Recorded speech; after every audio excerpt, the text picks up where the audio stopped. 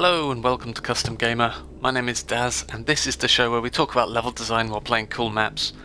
This is part 6 of Defendville and the map we're looking at today is called Outpost 529 by Abraham Lee. This is a level I also beta tested a little for the release of the competition pack. It's a pretty interesting one, very solid mechanics wise. Visuals as well, again solid. Nothing really stands out as being super impressive, but nothing really looks ugly either. Aside from perhaps these intro rooms here are perhaps a little dull, but don't really serve much of an impact in the actual level. So you can explore around a little bit at the start here, find some extra grenades and things like that. But generally it's all kind of on rails at the moment. Generally pick up some supplies here. The first really interesting thing happens when you exit into the warehouse here and you find the generator. Now in the beta version this cutscene didn't happen here where the medic repairs the generator here. I suggested this, I'm guessing other people may have suggested it as well. But suggesting that the player gets shown about the health mechanic on the generator because it wasn't really explained before.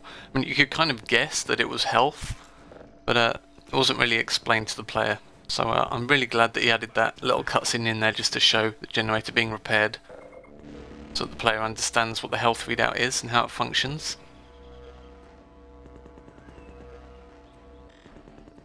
Just gather up some health and armor here. Now I really like the fact that there's no 10-minute wait time on this map.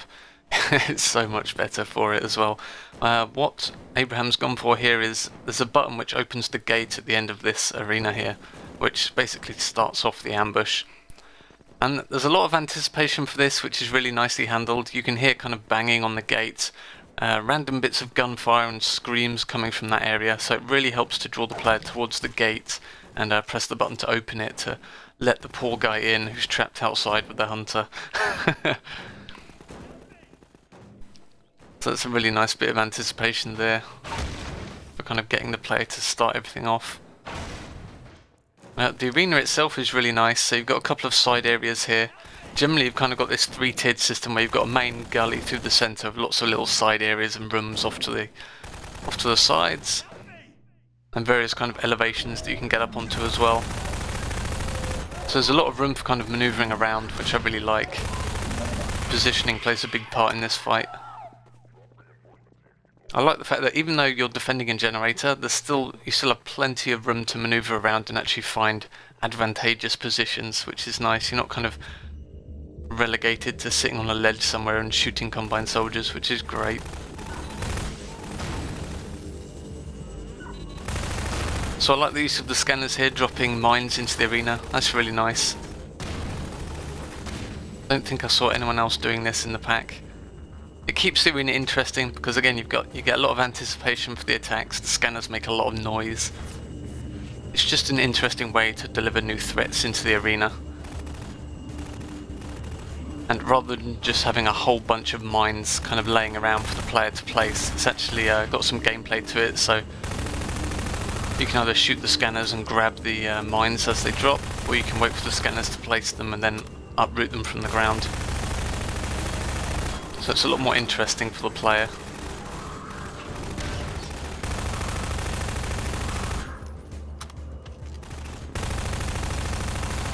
Another thing that's really interesting in this map is that the weapon progression is generally handled depending on the enemy waves. So the first wave here is just full of SMG totting guys. The next wave will have a couple of shotgunners in it, which of course gives you access to a shotgun. And then the later waves have AR2s with disintegration pellets as well. Now you can hear the alarm going off. This is the alarm to show that the generator is being attacked. This is something I noticed in the beta, that it was quite hard to kind of work out when the generator was being damaged. It feels a lot better in this version. You can actually hear the alarm from a long way away. So I'm glad that was solved.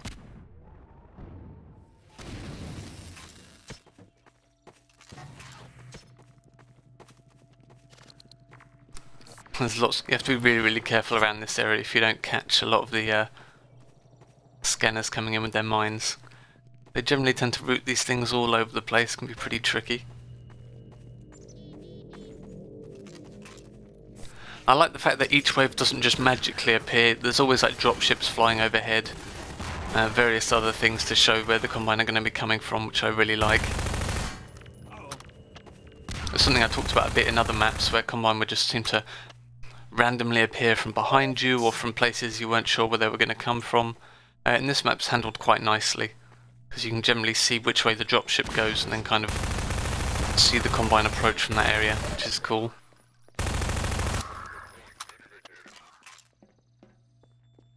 So there you go, just killed a shotgunner and grabbed his weapon, so we can be a little bit more deadly now.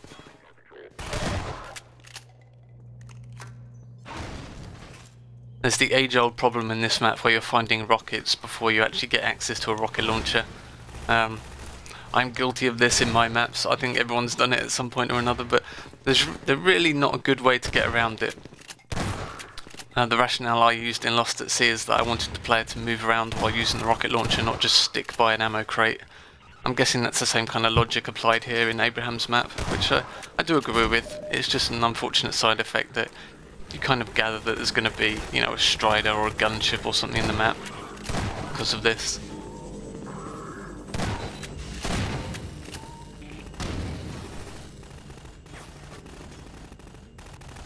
A little pet peeve of mine, which I find on a lot of maps, is that a lot of the props used in this area, things like the train cars and carriages and things like that, have ladders on the sides of them and they're not climbable.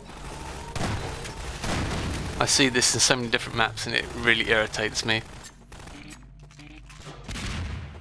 Oh god, the mines.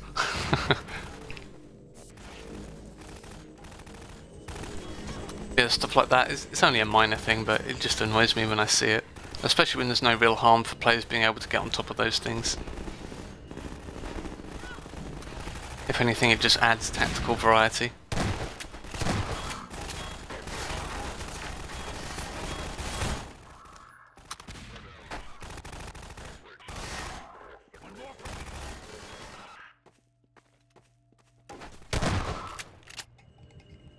So we're on the third wave now, so we've got an AR-2 finally. And generally you get a lot more Combine kind of rappelling down the buildings now as well.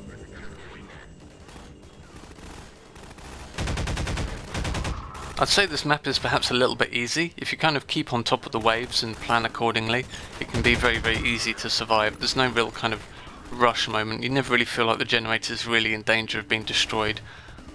Even if you let a couple of Combine soldiers into the generator room, they barely do any damage to it. And you have plenty of time to run in there and kill them. So yeah, I think some balancing could have been done, perhaps either on the generator health or just making the waves of Combine soldiers a little bit more deadly.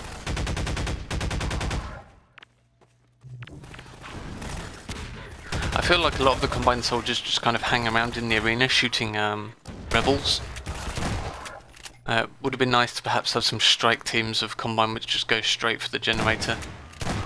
The player have to watch out for. You can see here a Combine elite has made it through the crowd. It's really, really obvious when they get through because you just hear their ult fire going off constantly. So that did a good 2 damage. That's the kind of thing I want to see more of. That was possibly the worst shot ever.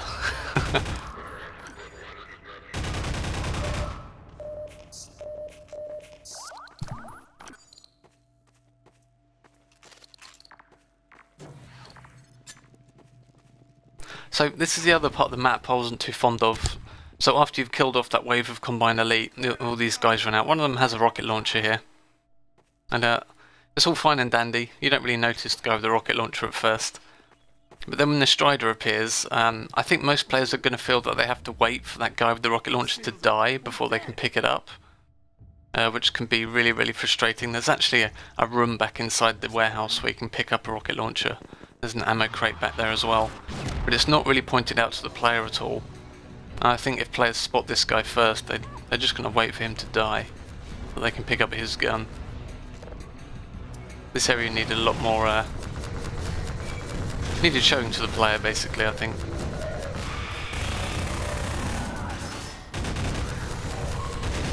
But I like there's a big wave at the end here, so you think, okay, I've got to take out the Strider before he gets to the generator. And then you get the wave of hunters as well, which makes you feel a little bit uneasy because you're trying to get to the Strider and these guys are in the way, so I like that. This Strider is handled really nicely, keeps breaking apart pieces of scenery in order to get to you. I really like that. Always enjoy it when the battlefield is reconfigured on the fly by enemies or events. Makes things so much more interesting. And it also adds to the anticipation here that this Strider is really going to destroy this generator very easily if you let him get there. Luckily you stop him before he gets there, so that's great.